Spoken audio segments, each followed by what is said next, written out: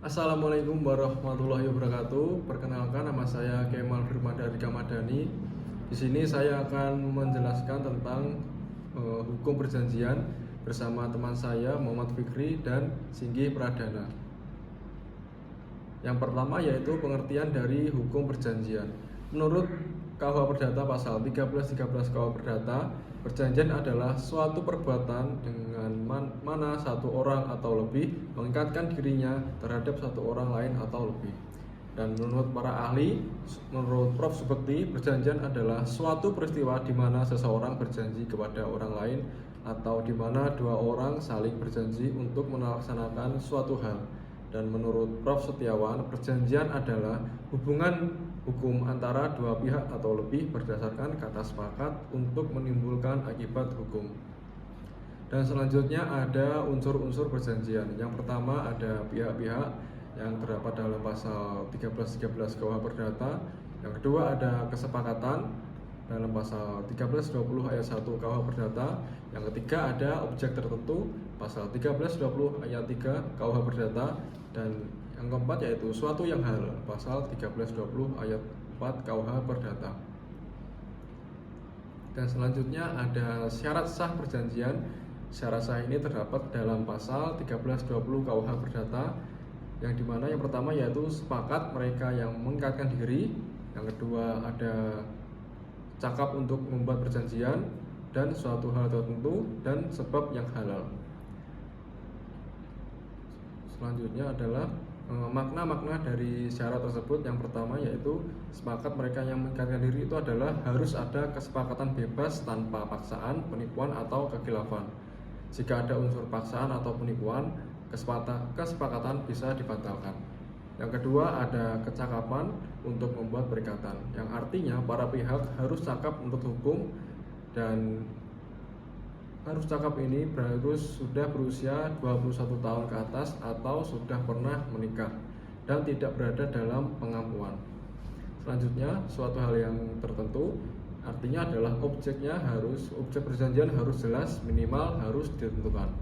Contohnya seperti perjanjian jual beli barang tertentu, bukan sesuatu yang tidak jelas keberadaannya. Yang keempat adalah suatu sebab yang halal. Tujuan perjanjian tidak boleh bertentangan dengan hukum, ketertiban umum, atau kesusilaan. Misalnya seperti perjanjian jual beli narkoba, itu tidak sah karena sebabnya tidak halal. Selanjutnya saya mau Fikri Farid dengan akhiran NIM 140 dari Ilmu Hukum 2024 B. Di sini saya akan menjelaskan asas-asas hukum perjanjian. Yang pertama yaitu ada asas kebebasan berkontrak atau freedom of contract, yang berbunyi setiap orang bebas untuk membuat perjanjian dengan pihak lain sesuai kehendak selama tidak bertentangan dengan undang-undang, kesusilaan, dan ketertiban umum. Ada di pasal KUHP Perdata pasal 1338 ayat 1 yang berbunyi semua perjanjian yang dibuat secara sah berlaku sebagai undang-undang bagi mereka yang membuatnya. Yang kedua ada asas pacta sunt servanda atau yang disebut perjanjian mengikat. Perjanjian yang sah memiliki kekuatan hukum yang mengikat para pihak seperti undang-undang. Para pihak berwajib menepati janji yang telah disepakati. Ada dalam pasal KUHP Perdata pasal 1338 ayat 1 yang berbunyi. Contoh, jika seseorang membuat perjanjian sewa rumah, ia wajib membayar sewa sesuai kesepakatan. Yang selanjutnya ada asas itikat baik, yaitu para pihak wajib bertindak jujur dan adil dalam membuat dan melaksanakan perjanjian. Ada di dalam KUHP Perdata pasal 1338 ayat 3 yang berbunyi perjanjian harus dilaksanakan dengan itikat baik. Contohnya yaitu penjual tidak boleh menyembunyikan cacat barang saat bertransaksi.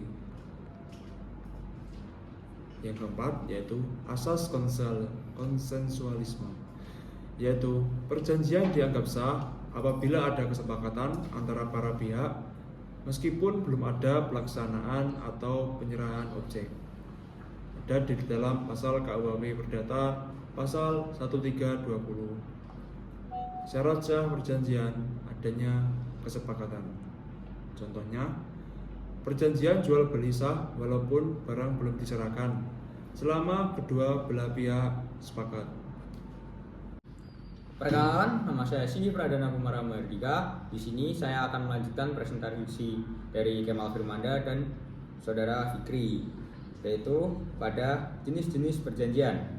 Untuk yang pertama, perjanjian bernama nominat, perjanjian yang diatur dan diakui secara khusus oleh KUH Perdata atau undang-undang. Contohnya jual beli pada pasal 1457 sampai dengan 1518 KUH Perdata. Sewa menyewa pasal 1548 sampai dengan 1600 KUH Perdata.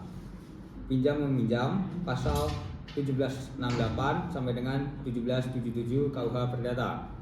Untuk yang kedua, perjanjian tidak bernama innominat, perjanjian yang tidak diatur secara khusus oleh KUH Perdata tetapi sah karena memenuhi syarat sah perjanjian pada pasal 1320 KUH Perdata. Contohnya waralaba kerjasama pemasaran, perjanjian leasing atau sewa guna usaha.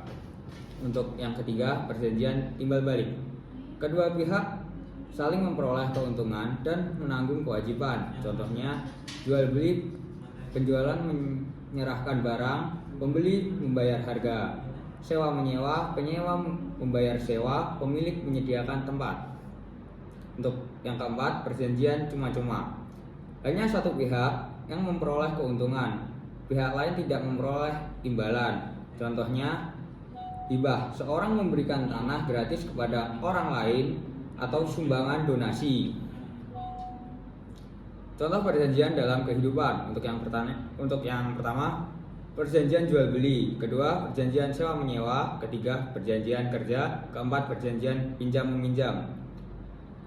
Untuk selanjutnya, akibat hukum perjanjian. Yang pertama, timbulnya hak dan kewajiban. Yang kedua, perjanjian berlaku sebagai undang-undang bagi para pihak, Pacta Sunt Servanda. Untuk yang ketiga, sanksi apabila wan prestasi atau ganti rugi pemenuhan perjanjian pembatalan. Wan prestasi adalah ingkar janji. Dalam hukum perjanjian, wan prestasi adalah keadaan di mana salah satu pihak tidak memenuhi atau melanggar kewajiban sebagaimana yang diperjanjikan. Bentuk wan prestasi yaitu A. Tidak melaksanakan apa yang dijanjikan, B. Melaksanakan tapi tidak sesuai, C. Terlambat melaksanakannya. Akibatnya adalah ganti rugi, pembatalan perjanjian, atau peralihan resiko. Mungkin sekian dari presentasi yang kami sampaikan. Terima kasih. Wassalamualaikum warahmatullahi wabarakatuh.